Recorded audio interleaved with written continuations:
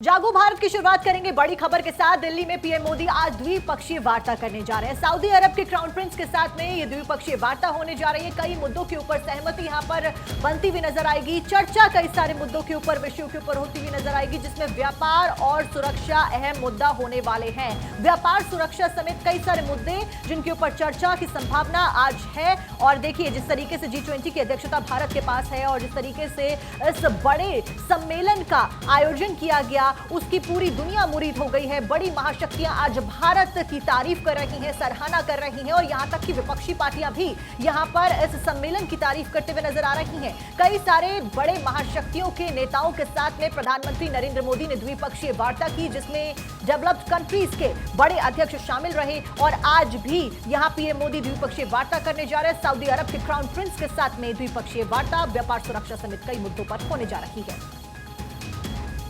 वहीं मॉरिशस के पीएम प्रविंद जुगनाथ का वाराणसी दौरा। आज काशी विश्वनाथ मंदिर में पूजा अर्चना वो करने वाले हैं। जो जानकारी है वो ये कि गंगा आरती में भी वो शामिल होंगे और इसके अलावा वहां पर सुरक्षा के चाक चौबंद इंतजाम किए गए हैं। जो दशाश्वमेध घाट है जो कि काफी ज्यादा प्रसिद्ध है, वहां पर वो पहुंचेंगे और इसके बाद गंगा आरती में शिरकत करेंगे। देखिए, मौका बहुत खास है और आपको मालूम है कि G20 समिट में शामिल होने के लिए कई देशों के राष्ट्राध्यक्ष जो कि G20 ग्रुप का हिस्सा है वो यहाँ पर पहुंचे हैं, भारत पहुंचे। और ऐसे में मॉरिशस के जो प्रधानमंत्री हैं, जो कि भारतीय मूल के ही हैं, भोजपुरी में बात करते हैं, वो यहाँ पर पहुंचेंगे। प्रधानमंत्री नरेंद्र मोदी के संसदीय क्षेत्र में वो पहुंचेंगे और उसके बाद वो बाबा के दर्शन करेंगे। महिमा कि बिल्कुल, और इससे पहले की अगर बात करें तो पहले भी वो यहाँ पर आए हुए हैं और पहले भी पूजा अर्चना कर चुके हैं और उनको ये जगह बहुत ज़्यादा पसंद है। एक बार फिर से यहाँ पर पहुंचेंगे और सुरक्षा के लिहाज से कड़े इंतजाम फिलहाल किए गए। अगली बड़ी खबर आपको बिहार से बता दें, सीएम नीतीश कुमार आज मीटिंग करने वाले हैं। मीटिंग होगी, लोकसभा चुनाव की तैयारियों को लेकर बैठक होने वाली है। जेडीयू नेताओं, जिलाध्यक्षों के साथ वो बैठक करने वाले, जो कि कई मायनों में खास हो जाती है। साल 2024 के लोकसभा चुनाव को लेकर इस मीटिंग में होगा मंथन। आज और कल 2 दिन सीएम नीतीश मीटिंग यहाँ पर करते हुए नजर आएंगे और जेडीयू का आज महामंथन होने वाला है। पार्टी के नेताओं, जिलाध्यक्ष इसमें बैठक करने वाले। उसके बाद फिर कार्यकर्ताओं को दिया जाएगा संदेश, कैसे आपको ग्राउंड पर जाना है और कैसे एक्टिव, कौन कौन से मुद्दों को लेकर जनता तक जाना है। 2024 लोकसभा चुनाव को लेकर होगा मंथन। और देखिए, आज और कल यानी कि 2 दिन मीटिंग होने वाली है और इसमें आपको जानकारी दे दें कि पार्टी नेताओं, जिलाध्यक्षों के साथ बैठक होगी, जो कि कई मायनों में खास मानी जा रही है। और देखिए, अगली बड़ी खबर आपको बता दें, टीडीपी ने आज आंध्र प्रदेश बंद का आह्वान किया है। चंद्रबाबू नायडू की गिरफ्तारी के विरोध में इस बंद का आह्वान किया गया। आपको जानकारी दे दें कि पूर्व सीएम चंद्रबाबू नायडू को गिरफ्तार कर लिया गया था और नायडू पर कौशल विकास घोटाले का आरोप है, जिस सिलसिले में फिलहाल वो पुलिस कस्टडी में है और ईडी ने पूछताछ के घोटाले में यह साबित भी किया था।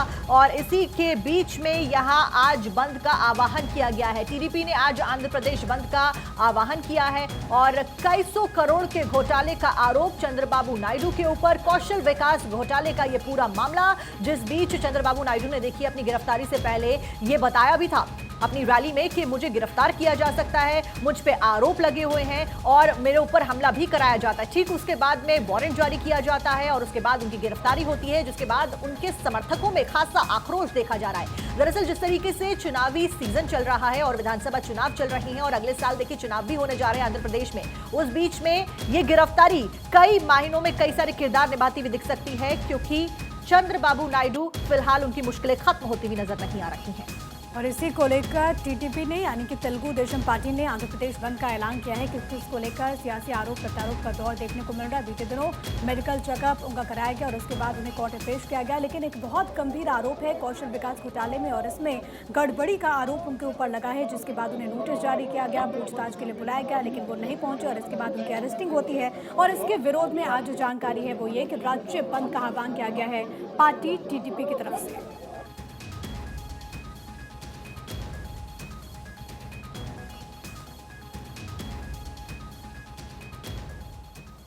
और अब बात उस खबर की जिसका इंतजार हर किसी को था और इस खबर के आने के बाद हर भारतीय अपने आप में गर्व की अनुभूति कर रहा है। बात करें G20 की, क्योंकि भारत ने इसका सफल आयोजन कर दिया है। पूरी दुनिया इसकी तारीफ कर रही है क्योंकि सबकी निगाहें भारत पर टिकी हुई थी। दिल्ली हॉट सेंटर बना हुआ था जहां पर कई ताकतवर देशों के जो राष्ट्राध्यक्ष हैं वो पहुंचे थे। और इस वक्त आप तमाम न्यूज़पेपर्स को देख लीजिए, मेरे हाथ में इस वक्त जनसत्ता है। सुरक्षा परिषद संहिता, वैश्विक निकायों में सुधार हो, क्योंकि प्रधानमंत्री नरेंद्र मोदी ने जब ओपनिंग ओपनिंग स्पीच दी थी तब भी उसमें इस बात का जिक्र किया गया। इसके अलावा जब क्लोजिंग सेरेमनी में भी प्रधानमंत्री ने सबका आभार जाहिर किया तो इस बात का जिक्र किया गया। इसके बाद मेरे पास द टाइम्स ऑफ इंडिया भी है, इसमें लिखा है at G20 close Modi renews India's pitch for permanent UNSC seat. तो प्रधानमंत्री नरेंद्र मोदी ने इसको लेकर वकालत की है और सबसे बड़ी बात है क्योंकि इस बार हम G20 समिट को देखें महिमा और साक्षी तो सबसे सफल ये माना जा रहा है क्योंकि पहली मर्तबा ऐसा हुआ है कि जो साझा घोषणा पत्र यहाँ पर जारी हुआ उसमें 100% सहमति बनी है और ये भारत के बढ़ते कदम को बताया जाता है इससे, क्योंकि देखिए 83 पैराग्राफ थे, 37 ऐसे मुद्दे जिसको लेकर यहाँ पर चर्चा हुई और सबसे बड़ी कूटनीतिक जीत इस लिहाज से भी क्योंकि रूस यूक्रेन युद्ध को लेकर के जिस तरीके से पूरी दुनिया का मत अलग अलग है उसमें भी भारत ने सबको सहमत कर दिया और इसके अलावा अफ्रीकन यूनियन को भी इसमें शामिल कर दिया। महिमा बिल्कुल देखिए, और इसी बीच अब मैं अपने बारे में बताऊं आपको तो मेरे पास इस वक्त NBT है और इसमें हेडलाइन है नवंबर में वर्चुअल G20 मीटिंग और इसके बारे में विस्तार से बताया गया है कि क्या क्या खास रहा है। कई पिक्चर्स यहाँ पर है जो कि सोशल मीडिया पर लगातार वायरल भी हो रही है जिसका जिक्र कुछ देर पहले प्रिया में और आप कर भी रहे थे। दैनिक जागरण की हेडलाइन है जय घोष, G20 के नेताओं ने भारत की अध्यक्षता और प्रधानमंत्री मोदी की खुलकर की प्रशंसा। पूरी दुनिया इस वक्त तारीफ कर रही है प्रधानमंत्री मोदी की। और जो हमारा सहयोगी न्यूज़पेपर है फर्स्ट इंडिया की अगर बात करें तो वर्ल्ड रिमेंबर्स बापू, एक तो तस्वीरें आपने कल देखी कि तमाम जो यहाँ पर बड़े बड़े नेता थे वो वहाँ पर पहुंचे थे और बापू को नमन करते हुए नजर आए। लेकिन स्वस्ति अस्तु विश्वा यानी कि पूरे विश्व में आशा और शांति का संचार हो, ये हेडलाइन फर्स्ट इंडिया की। और यहाँ पर तमाम पिक्चर्स अलग अलग अक्षरधाम मंदिर गए थे कल आपने आप भी कवर करने के लिए गई थी वहाँ पर, तो वो तस्वीरें भी फिलहाल फर्स्ट इंडिया की तरफ से यहाँ पर लगाई गई है। इसके अलावा यहाँ पर जो ब्राजील को अध्यक्षता सौंपी गई है उसकी तस्वीरें भी फर्स्ट इंडिया में लगाई गई है। बिल्कुल महिमा, और अगर अखबारों की हेडलाइंस की बात करें तो सभी अखबारों में इसी हेडलाइन को प्रमुखता के साथ में तरजीह दी गई है कि G20 कैसी रही, G20 में क्या कुछ हुआ। और इस बीच हिंदुस्तान की बात करूं तो हिंदुस्तान अखबार में समय के साथ बदले संयुक्त राष्ट्र, ये मोदी के बयान यहाँ पर दिया गया है हेडलाइन में। वहीं अगर अमर उजाला की बात करें तो अमर उजाला में बेहद खूबसूरत तस्वीर, जब प्रधानमंत्री नरेंद्र मोदी राजघाट पहुंचे तमाम राष्ट्रीय अध्यक्ष उनके साथ, बेहद ऐतिहासिक पल ये भी रहा। और संयुक्त राष्ट्र सुधारों पर मोदी ने चेताया जो वक्त के साथ नहीं बदलते वो खो देते हैं प्रासंगिकता। लेकिन सबसे महत्वपूर्ण हेडलाइन जो मुझे लगता है वो द पायनियर की मुझे लगी, Modi changes the climate. Modi changes the climate, ये हेडलाइन द पायनियर की, क्योंकि मोदी ने एक तरीके से न केवल यहां पर क्लाइमेट के ऊपर बात की प्रधानमंत्री नरेंद्र मोदी ने, बल्कि भारत ने यहां पर क्योंकि कहा जा रहा था यूक्रेन सेंट्रिक हो सकती है ये पूरी G20 समिट, लेकिन इसमें यूक्रेन वॉर का ज्यादा जिक्र नहीं किया गया बल्कि शांति को बढ़ावा दिया गया और बहुत ज्यादा प्रोडक्टिव ये समिट रही। ओवरऑल अगर बात करें तो बिजनेस के ऊपर जोर दिया गया, ट्रेड के ऊपर जोर दिया गया और ग्लोबल साउथ के ऊपर यहां जोर दिया गया कि जो देश पिछड़े हैं, जो देश डेवलपिंग है भारत की तरह, उनकी आवाज बनकर भारत एक तरीके से सामने आया है और अफ्रीका यूनियन को भी इसमें शामिल कर लिया गया और एक तरीके से एक संदेश दिया गया। और हमारा थीम ही था वसुदेव कुटुंबकम वी आर अ फैमिली। बिल्कुल, और इसमें एक चीज मैं और ऐड ऑन करना चाहूंगी क्योंकि महिमा ने जिस बात का जिक्र किया कि अक्षरधाम मंदिर गए थे ब्रिटेन के प्रधानमंत्री,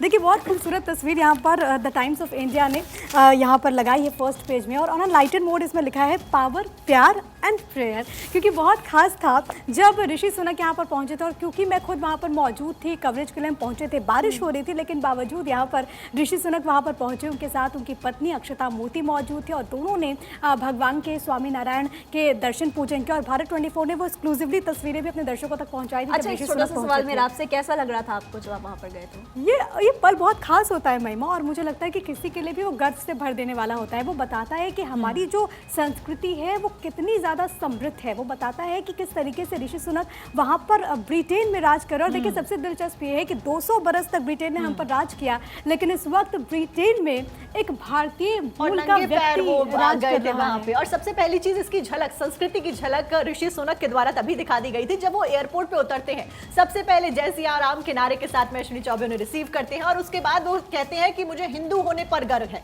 तो ये अपने आप में दर्शाता है उनका भाव भारत के प्रति और उनका प्यार भारत के प्रति। और कहा तो ये भी जा रहा है कि अश्विनी चौबे जब वहां पर पहुंचे थे उनको रिसीव करने के लिए तो राम मंदिर के उद्घाटन के लिए भी उनको बुला लिया गया है। जनवरी के महीने में प्राण प्रतिष्ठा होने वाली है, लेकिन फिलहाल साक्षी हम आगे बढ़ते हैं।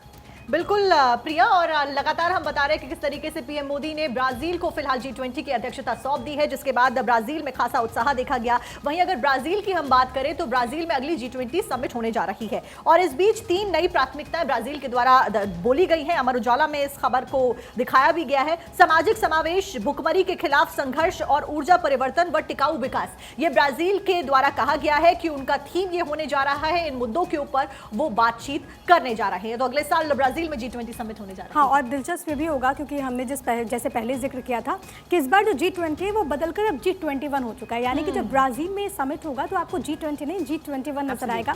19 देश हैं, एक यूरोपियन यूनियन यानी कि 20 हो गया और अब अफ्रीकन यूनियन भी शामिल होगा। कहा यह जा रहा है कि बहुत बड़ी कूटनीतिक जीत है क्योंकि आप देखेंगे अफ्रीकन यूनियन की जो आबादी है वो 1.3 अरब है और जो एक्सपर्ट्स हैं महिमा वो इस बात पर फोकस करते हैं कि 2050 तक ये आबादी दोगुनी हो जाएगी। इतने बड़े समूह को इसे जोड़ा गया है। लेकिन अब कांग्रेस की तरफ से भी तारीफ की जा रही है, शशि थरूर ने तारीफ कर दी बिल्कुल, है। शशि थरूर ने भी तारीफ की, उसका भी जिक्र हम यहाँ पर करेंगे। लेकिन उससे पहले मुझे हेडलाइन बड़ी अच्छी लग रही है, थैंक यू दिल्ली, अब ब्राजील में मिलेंगे।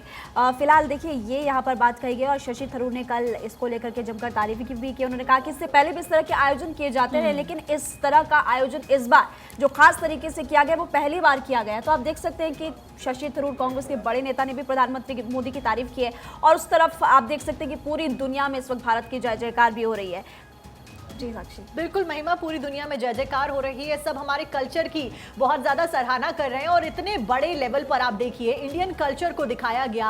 और शशि थरूर खुद आप देखिए ना केवल जो बड़े देश हैं उनकी महाशक्तियां भारत की तारीफ कर रही है, बल्कि विपक्षी नेता भी अब सामने आ रहे हैं। मतलब अंदर ही अंदर कुछ नेताओं को पता है कि हमने इतना बड़ा काम किया है, वहीं कुछ नेता खुलकर सामने भी आ रहे हैं। शशि थरूर ने क्या कुछ कहा वो भी आपको सुनवा देते हैं। That is in some ways both a credit to India for taking the message of the G20 to the entire people, but it's also an attempt by the ruling party to instrumentalize the G20 as something that will turn out to be an asset for them politically. Now, they have every right to do that. They're the ruling party, but no other country has done this before. India has hosted many summits. Never has the ruling party celebrated its leadership in such a way. The whole Vishwaguru concept, the posters of Mr. Modi every 50 meters in Delhi over the weekend, all of these are advertising the G20 as if it is a personal achievement of Mr. Modi and the BJP government. And that, I think, has raised some eyebrows, even internationally, judging by some of the foreign coverage I've seen of the G20.